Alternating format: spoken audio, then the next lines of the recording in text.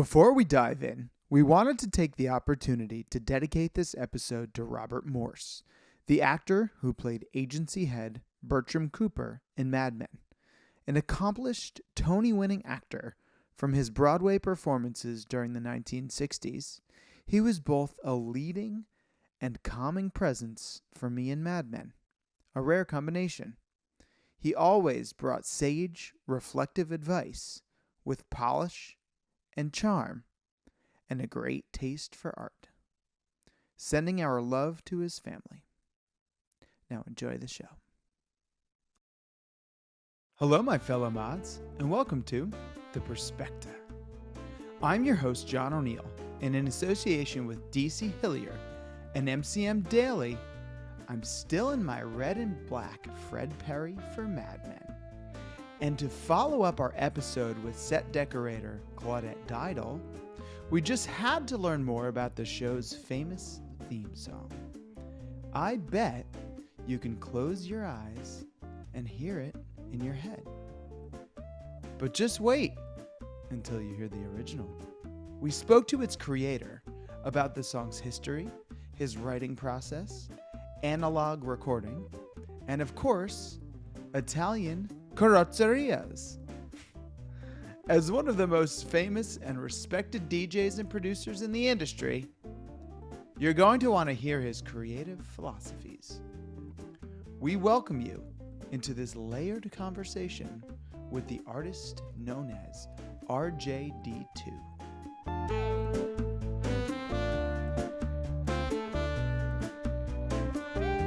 RJ, thanks for joining us. Really appreciate it. Happy to be here. I truly we're rewatching Mad Men right now because we just had Claudette Didel on and we recorded an episode with her and it was amazing. And that iconic song of yours just now for the last couple of months has been living in my head. So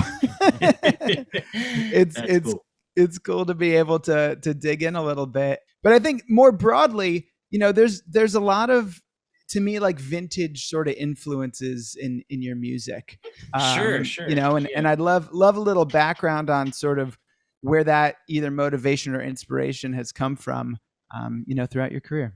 You know, I think that it's twofold. One is probably more overarching for me is that just like anything, the stuff that you know, there's input in and input out, you know, and for me, so much of the music that I've listened to and absorbed and internalized is pre-1985. Sure. So, you know, when I think about like particular jazz and soul music, I've just spent a lot of my life listening to music that was made between maybe, you know, 1945 and 1978.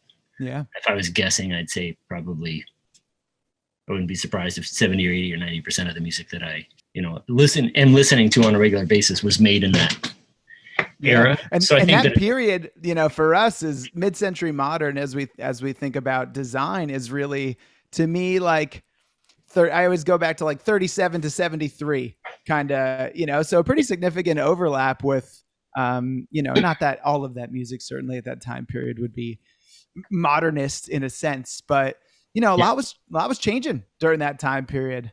Oh, totally. Absolutely. I mean, in particular, you know, I think of, and this is a fun topic for me to kind of be in a headspace of thinking about because outside of music, and we can get there, but there's things that are outside of music that I find inspiring of that era. Sure. So yeah, you know, that whole era is really, there's important artistic frontiers in music and design and architecture and cars. And for me, I kind of think focusing in the late 60s, 1968, 69, 70 in there is probably for me kind of like a peak of interest. But there's, you know, like I said, important stuff from that whole chunk of time, really. Yeah. Is it furniture? Is it cars? Bit everything? I mean, the Midwest too, luckily, you know, is just such a hotbed for a lot of, you know, manufacturing in general, right? In automotive, definitely in furniture with, you know, Herman Miller in Michigan. We seem to gravitate towards that area a little bit. Yeah, I'm not as knowledgeable about furniture and architecture. I kind of as much as I am, cars and music are a thing that I think I just have a little more experience with. But totally, all of it is. I like what I like, I guess I would say. In a weird way. So do we. Yeah, sure. I'm so much so that. Yeah, right. I mean, I think like with architecture, there's just there's a thing that I get, an experience that I get from seeing a really beautifully made. I think industrial design is the term that some people use. Sure. Probably a common term for that. Yeah. It's just amazing to me. I get a feeling and an emotion from seeing a really well designed, enclosure or storefront or whatever that may be. And same thing with furniture. In fact, I don't know if you can see this or not. I don't know if you can see these console. Yeah, absolutely. These are things that I made. Oh, right on.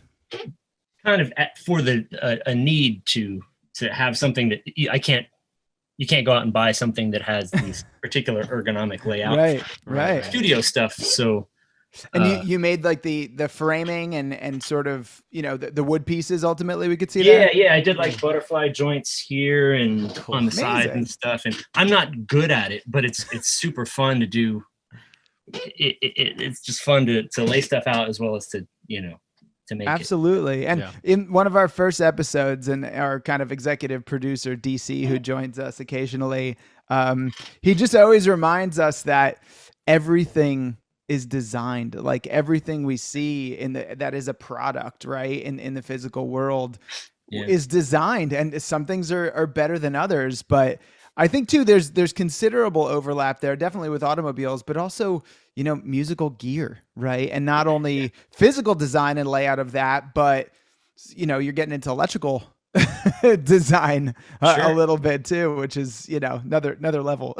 Yeah. And when you were mentioning furniture, and to me, one of the kind of great mysteries is if you look at like a Eames chair or something, and then you look at an IKEA chair, and it's all just shapes and angles. I think about this with cars constantly. Like they're just different geometric shapes. Why does one end up becoming more aesthetically pleasing than the other? I don't have a good answer for that in any way. It's really a mystery to me.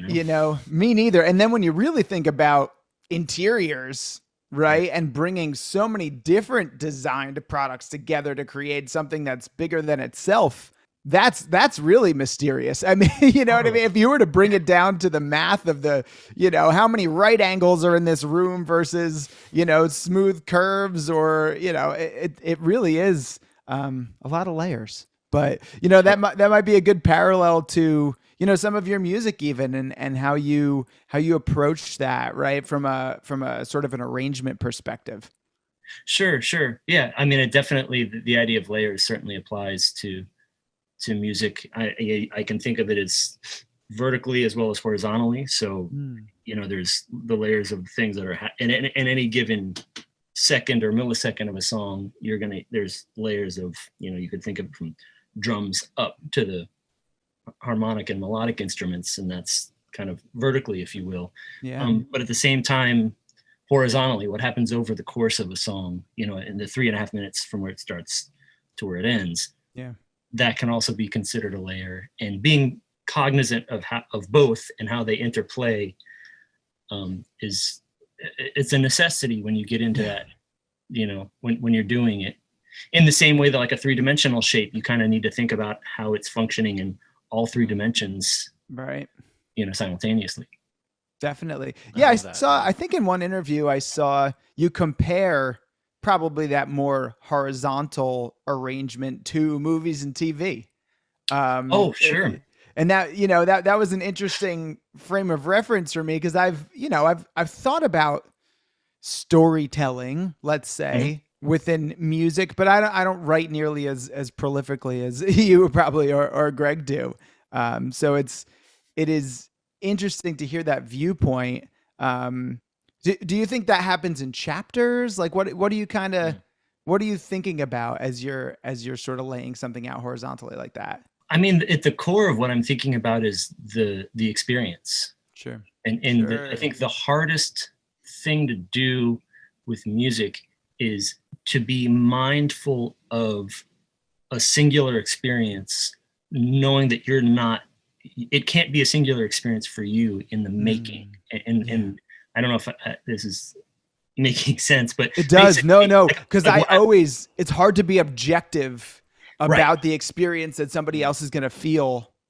Exactly. In the music you're creating. Yeah. By definition, to make a song, you are experiencing the making of that song over and over and over and over and over. It is not a singular thing. You will be doing it multiple times until you get to that final iteration of the thing. And yet you need to constantly be mindful of the fact that someone is going to hear that song in its completion once. And that to me is the real challenge of making music, is that you kind of have to, I don't want to say pretend as if it's the first time you're hearing it, but as close as you can, you need to approximate the mindset. And so that's why for a same thing as a movie, nobody makes movies as a thing where like, oh, well, you're going to need to see this 5 times to get it. That's not an effective way to go about it. Right. It's got to be some of amazing. the best, right. Some of the best movies and TV, I feel like, do get better over, the multiple lessons, or David Lynch movie or something, right. Watch it a few times. Sure. Yeah. I mean, those I think of as kind of like extra credit. Right. You know what I mean? There's bonus features if you get something out of it the second or third or fourth time. Right. That's right. Yeah, definitely. You got to you got to put some flash up front, and you got to keep people interested. And that right there is that's all of it, is keeping people interested in telling an interesting story. And in that sense, making a song work over a course of 3.5 minutes is not much different than a director making a movie work over an hour and a half. Sure. Do you think the same, what you're saying, applies to an album as opposed to just a song? It can. That's a really hard thing to do. Like a true concept album is incredible. I don't know if I could come up with 5 good ones. I shouldn't say good ones, but that's a whole other level of, that is in a way kind of like creating a trilogy of film or something. You know what I mean? Like the way that the Alien franchise, if you will, works over the course of or Star Wars. Right? Yeah, or Star Wars. Oh, God. And this is why these things become so iconic, is because it's not just one great film; it's multiple great films that. And isn't that some of the inspiration from your musical name? Oh, sure. Is that accurate? Okay. Yeah. I was like, I read that. I'm like, we got to verify that one, but I love it. I love it. Sure. With the Mad Men title track, right? I think you've got a nice hook in the beginning. And then I hope that fans of the show go and listen to your entire song, ultimately, because there's a lot there towards the end with different synths and different, aspects of what you're doing. I'm curious, how did that really all come about? And also I'd love to hear, some of your inspiration behind that track, if you'll indulge us. Sure. So the origins of this, the story behind how that tune ended up as the Mad Men theme was there's a rapper named AC Alone from LA. He was in a group called Freestyle Fellowship, and I was always a big fan of his, and we had a mutual connection through a label, and we had the chance to make a record together. And so in 2006 we did a record called Magnificent City, and I was doing all the beats and he was doing all the rhymes, just kind of like a 2-person, 1 producer, 1 rapper type of album. Yeah. So that album came out in 2006. And as a DJ, I always try to make the instrumental versions of things that I do released and available. Yeah. It's kind of like a holdover from my generation of being a DJs. Those were things that you would go dig up. They were desirable to have the instrumentals of something. Absolutely. So released an instrumental version of the album after the vocal version came out. And then as the story was told to me, that a Beautiful Mind, the instrumental version of it was used as bumper music on an NPR spot, and they heard it in the development of the show and said they felt like it fit perfectly, and at that point that's kind of where it was sourced from. So sure, very cool. That's the origins of the thanks NPR. yeah. The origins of the tune go back to that album. And so I guess to look at like the inspiration behind the tune, it was started with me wanting to make as diverse an album as possible. So I was making a rap record, but my inclinations are to try to not make things as monochromatic as possible. I just get bored easily. So my nature is as someone making records is to throw as much variety into that process as I can get away with. Yeah. And the fact, I think it's probably a powerful frame of reference or something to keep in mind as you're creating sometimes the backdrop to a rap record, let's say, right? I don't know that, and maybe you can answer this. I don't know that a lot of producers are also thinking about what the experience is going to be in the instrumental record. Well, I would be lying if I said that I was. Okay. I wasn't thinking that far ahead. You weren't thinking that far ahead. Okay. But interesting. But now I think about it, it's like if it could stand on its own and with something over the top of it, that's a well-rounded. And that kind of ends up being my target that's my general ethos around making rap records is make an instrumental and try to take it as close to functioning as a standalone piece as it can, and then kind of hope that it can mesh with whatever the rapper is doing. And there's times where, you'll work with a rapper and I'll kind of like throw a lot into a track and we'll say, okay, we got to scale this back. They feel like it's occupying fighting each other a little. Yeah, exactly. And because there are rappers who like that, and there's the rappers who don't. They want kind of like a more sparse landscape to work in, so to speak. And the making of that record with AC Alone was just it was really, really easy. It was a very low friction process. That he had no comments or anything about how he literally was like, I want this record to sound exactly like you want it to sound. So there were no amendments or anything. And it's also why you wind up with, if one were to listen to that album, there's a pretty wide variety of tempos and feels and orientations of the tracks. And he allowed me to kind of have that influence, explore, which plays into the nature of the Beautiful Mind track. Wow. So is there a version of A Beautiful Mind, I'm sorry I haven't listened to this yet, that has rap over it? Oh yeah, that was the first version. Wow. Okay, I got to check that out. I wonder if it's funny to me. It's because like that's the origins of that track are it's a rap record that just happened to get an instrumental version of it released. Man, I wonder if a lot of Mad Men fans even know that. To be totally honest, I mean it's possible they do, and I just missed it, but very cool. Very cool.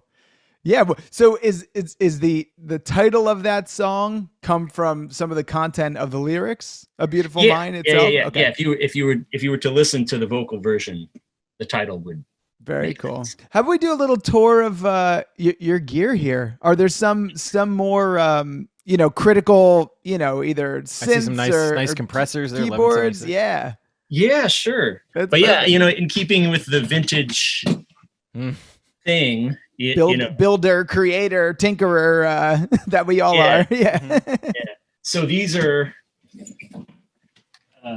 compressors. Let's see.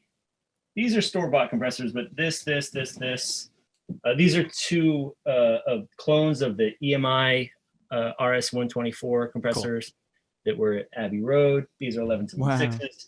These I built myself. The LA2A also? Yeah, the LA2A I built myself. Cool.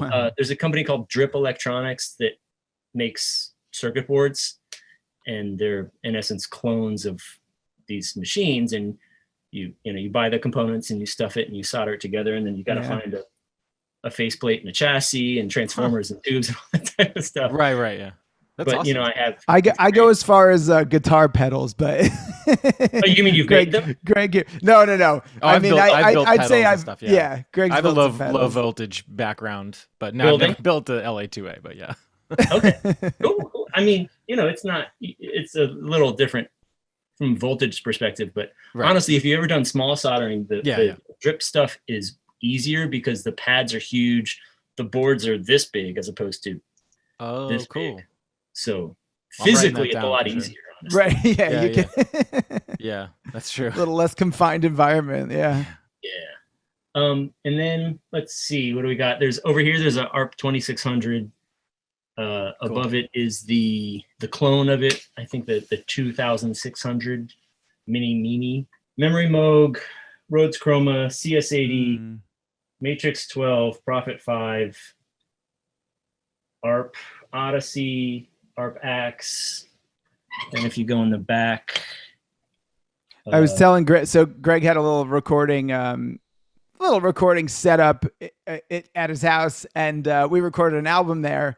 And it was really the first time I witnessed someone like drilling through walls to run wires through to different rooms. This was my childhood bedroom. It was at my parents' house into the like computer room, as we used to call it, which I took over. That's awesome. Yeah, and then I had like a legitimate setup by the time I was, I don't know, by the time I met John, I guess. So, yeah. If you're drilling through walls to run wires, that's great, man. Yeah. Fight, man. I love it. I think you and I are very like-minded in that fashion. Yeah, definitely. When I moved in here, that was kind of one of the first. I had to do some construction stuff, and that's what I literally did exactly that. I'd run PVC, like 1-inch PVC, and then I'd route Ethernet cable through it from room to room, just so because I knew it was going to make my life easier when I needed. Right. It's great. And did you do all that? The termination and stuff. I think like RJ45 is my least favorite thing to terminate the end of the Ethernet. Ethernet, yeah. Well, I mean, for me, it would all be audio. Nothing's actually Ethernet's a little high tech, so I would just strip and like XLR. And outputs is what I would be looking for. Analog. Yeah. Yeah. And honestly, I feel like the warmth in a lot of your music comes through probably because of the commitment to, setting it up this way, number one, and then, some of the instruments you have there. Well, thank you for that compliment. I definitely am of that mindset, and I think part of it comes from the gear, but that I think also there's a part of it that I've found is kind of like the sensibility around it. Yeah. That it's more than just the when I first started really trying to drill down on like what made the drums on this record from 1967 or whatever sound so great. Yeah.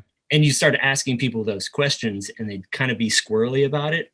And I'd be like, and your instinct is like, no, well, just tell me the one thing that makes it, and that I've been doing this for, gosh, that's, over 15 years ago.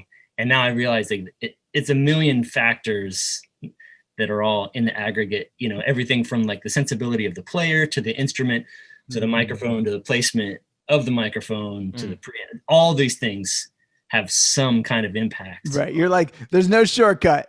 Yeah, that's exactly, that's what I've learned. You're like, please just tell me the one thing that made the snare sound this way. And they're like, I know. You could do the same thing twice and it won't sound the same, every single thing lined up. And then it's just, something's off. The humidity is wrong or something, Oh, you couldn't be more right. Humidity?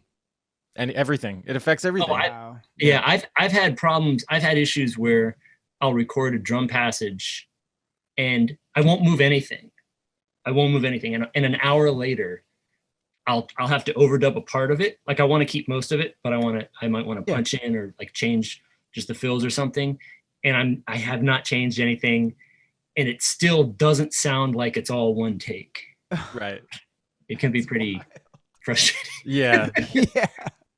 And look, at your level, well, I'd say both of you, maybe to somebody with a less musically trained ear, it could be passable, but but it's like, this is just for whatever reason, just a little bit different. And then you got to record the whole thing over again.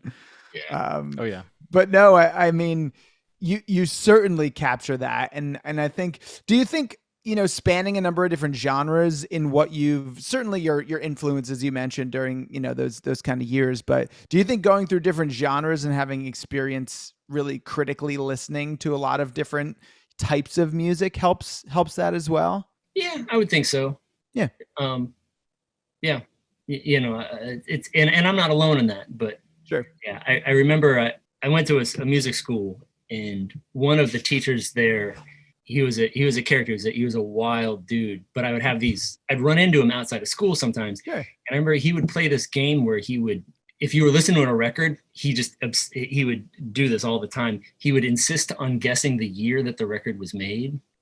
And I always thought it was this weird thing, because I was in high school when he would do this. Yeah. But then I started doing it myself, and then I got to, and then you start realizing it's you do it for years and years, that you kind of develop indicators or what have you for just a sensibility around different eras of recording. And I don't think it's any different from people that you guys can probably look at a piece of furniture and have a decent idea of I would guess, Yeah, build, it's and that's kind of why we did this podcast, honestly. And not only to explore, very specifically explore furniture architecture, but design in general as it relates to music, as it relates to, I think, general atmosphere, right? And I think that's an interesting game. That is an interesting, start to really kind of drill yourself on what year did this come out. I mean, that's definitely applicable to furniture and architecture as well. And you can see, different influences. It's really cool too. I find that in architecture, if you can go back to the first time something was done, the first time something unique was done, and a lot of people might think that's the 60s, but really it was 35 or so. You know what I mean? Those little nuggets are always great I'm sure that happened with recording and really probably happens as a result of innovation and materials and manufacturing as well, when you think about it. I mean, I've heard designs referred to as a language, and at least relative to cars. And so I think the more you become fluent in that language, that kind of thing happens. Yeah. I got to ask a question while we're here. Would it be considered sandbagging to assess a tell in the Mad Men design? No, I don't think so. Not at all. Yeah. What's your let's do this. This is great. I love it. I ask because I really don't want to sandbag anybody. No. So Mad Men, because I love the show. I mean, sure. I love the show. I love the design. Did you avidly watch the show? Oh yeah, absolutely. Okay. I watched every episode. I have it. Yeah. And I only noticed this because I'm, a vintage instrument nerd. Yeah. And to my knowledge, they were just impeccable with making things period accurate. Sure. Yeah. Claudette went into a good level of detail about that too, which is great. And we talked a lot about, honestly, but what was interesting for us, and for me specifically, it is a rush to get all this stuff to the set. I did not really know that. I mean, so not only is she buying from individual dealers, right, on eBay, all the same places that we can go get vintage furniture right now. I mean, she's buying there, and it happens over, I think, what she say, a week or two in advance. She's got to get everything together on the set, all the little trinkets and smalls and the big furniture and stuff. And some of this stuff, there's some happenstance things that just happy accidents that occurred to allow this thing to happen. But what did you, in a light and playful way, what did you see from instrumentation? I will base this, by preface this by saying, I was astounded at how good the design was. Oh, yeah. Not just good, but how period accurate the design was. Because a guy like me, I'm kind of almost looking. Yeah. If you're a gearhead in a lot of different realms, it's kind of yeah. And I was just floored at how well they would pull it off. Yeah. In every facet. And to my knowledge, it really was the only time I would go so far as to say it's pound for pound the most period accurate series television I think that's ever been I done. think so. Okay, so Yeah. so this is in no way like a slight to Claudette or whoever it would be in charge of that. Only because I have spent so much time obsessed with like vintage instruments. Sure. There's one scene in the show where there's like an outdoor, I think it's like a tented, like a party or something of that sort. Sure. And like a white tent, and there's a jazz combo playing in the tent. Okay. And there's a Zildjian cymbal, and they stamped Zildjian cymbals by era. So in different eras, they have different stamps, and I caught the stamp, and it was like they started making the cymbal. I think it was like, I don't know, like late 70s, early 80s was the. Wow. But that was literally the only tell. Right. And that is so deep. This is not in any way a criticism. It's yeah, more, not at all. Holy shit, if you pulled off 5 seasons of the show and you only have one tell. And it's one little stamp on something, only like 5 people that actually. Right. But there's a pretty distinct difference between the set department and the prop department. Oh, really? Yeah, which again, like, we didn't know. These are all new to us, but the prop department focuses on anything a character is using, and there's a line in between, and they certainly coordinate. But the sort of set department or decorator, they're focused on the things that really surround those actors, and it was fascinating to go through and learn. Honestly, how a lot of this worked, and just the time frames. Like, how are you going to buy all this furniture and get it into the spot like in a week and in a couple days? Totally insane. Yeah. She said it was in the beginning, it was like $25,000 budget per episode, and then towards the end, it was a little bit more. I think she said 35,000. So when you're talking, I mean, what seems like it could be a decent amount of money, but when you're creating a period specific set like that and trying to bring things in. It's not only time constraints; it's budgetary too. Yeah. Totally, yeah. Budgetary, logistics, it all plays together. Yeah, I wouldn't want to be. I'm actually hearing some whispers. I'm not going to say any specifics, but I'm hearing a lot of people are buying mid-century modern furniture for upcoming TV shows right now. I can't disclose anything, but yeah, I'm hearing it.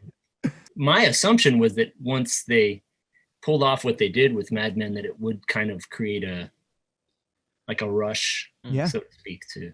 Yeah. I think it did. And I think, there becomes more and more of, the expertise in the field and sort of a recipe, I would say. Yeah. But she also mentioned that, set decorator like that doesn't necessarily have like a sweet spot of years that they focus on.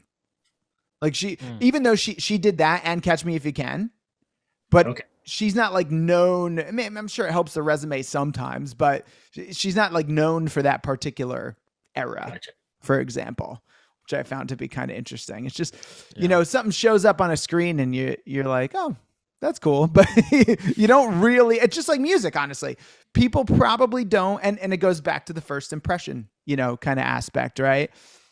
On a first impression, somebody, unless they're pretty well trained and they have that library to understand what went into this, they don't really appreciate that right from the start, right? Until you start really digging into it. And that was part of our sort of mission here. I'd say with both, the show itself and Claudette and the music. Really, really quickly to just cap us off. Let's talk about cars. It sounds like that's one of your big interests. Any specific make, models, time frames? I think the most interesting period of design for me is Italian design from somewhere in the mid 60s up until really the mid 80s. Yeah. Maybe 66 to 85 or so, Beautiful loosely stuff. speaking. Yeah. Because of how that industry worked in America, the coach builders were part of the auto manufacturers. So when GM designed a Corvette, they stayed in-house, and same with the big three and really anybody. In Italy, they had design houses that I think they call them CARROZZERIAs. The coach builders, they were a separate industry. So I didn't know that. Yeah. Wow. So you would have this kind of, they would in essence compete for business. And Right. the dynamic was one in which they would do these concept cars to, in essence, entice both the attention of the public, Manufacturer, sure. but also, the manufacturers. Right. And so you see certain production cars came out of they're kind of like reduced from concept cars. Yeah. In terms of creative constraints, I think, and competition, the fact that, during that, the setup you just shared, I mean, companies were competing to really be the top designers of that very, competitive. DC Hillier is also, really into cars. He posts a lot of, I'd say, Italian cars during that time period. And so I pay attention a little bit more because he's so into it. But it forces you to just, develop and create or develop a culture, especially even in Italy around design, that they're so passionate about. I think it's probably because some of those constructs and the constraints and, the competition that was happening. So I'm going to dig a bit more into that. Thanks for that little nugget. Any constraints that you put on your music specifically that keep you, either kind of focused on certain thing or pushing yourself to, do more with, maybe it's analog instruments, for example, or certain recording processes? I mean, I'm right there with you in that I think constraints and limitations can be one of the most powerful tools you can have at your disposal. I'm reticent to phrase it like that because I feel like the best limitations are ones that you don't impose on yourself. The most effective limitations are natural limitations, in my opinion. Interesting. So, when I first started making records, I was working as a hip hop DJ and a producer, and it was just, I'd have a beat machine and if you look at how rap records were made in the mid to late 90s, it was just a dude with a sampler and records. And that is a perfect example of a limitation that, a lot of people, I was not the only one, there's many people were trying to take that and push it as far as they could up against those limitations. And that was an incredibly fun and challenging period, and in ways, the more I had the ability to buy synthesizers and build out a studio and all these types of things that broke down some of those limitations. It honestly, at a point started to make the creative process harder. It doesn't make it easier. So then I would have to learn to kind of create constraints. I made a record in 2018 and the concept was to try to make it with no drums, no rhythm section. So this is a side project thing that I did. Sure. That was one example of a limitation. That's a constraint. Yeah. And it was so fun. It became this thing that was really, engaging and interesting because of so I'm right there with you with the limitations. I'm always looking for, it's tough because your instincts are not to give yourself, it's hard to impose on yourself, It is, but I agree. Some of the best design happens as a result of that. Yeah, whether it's even something from furniture, like the natural materials that are available, or, I'm really passionate about made in America, items from areas that have natural resources, that you can pull from. So beyond everything being designed, right, which is something to really grasp. I think I really try to focus on some of those, restraints, and then, going back to some of the themes of what we were talking about too, what were those constraints in that time period, right? That made this sound or that piece of furniture, innovative for 1968, right? Yeah. And to cap it all off, right, it goes back to all of those variables that you talked through in those layers. So, hey, look, nice full circle conversation here. I really enjoyed it. Thanks for letting us nerd out about Mad Men and telling us the story. And, we'll stay in touch. We'll talk again soon. Awesome. Appreciate it. Yeah, thanks. All right, man. See you guys. Thanks so much. My original vision was to include a short interview with RJ inside of Claudette's episode, but I should have expected that we would have such a deep, creative discussion. Most certainly a standalone episode, and now one of my favorite experiences. It's my hope that having on guests from different fields related to, but expanding beyond mid-century design on occasion, helps us all become a bit more well-rounded. I find it important to have depth around interesting aspects of design, and I believe our audience is naturally curious, just like me. If you like what we're doing, we'd love to hear it. And if you'd be willing to rate, review, or tell a friend, it is deeply appreciated. From now until the next mid-century.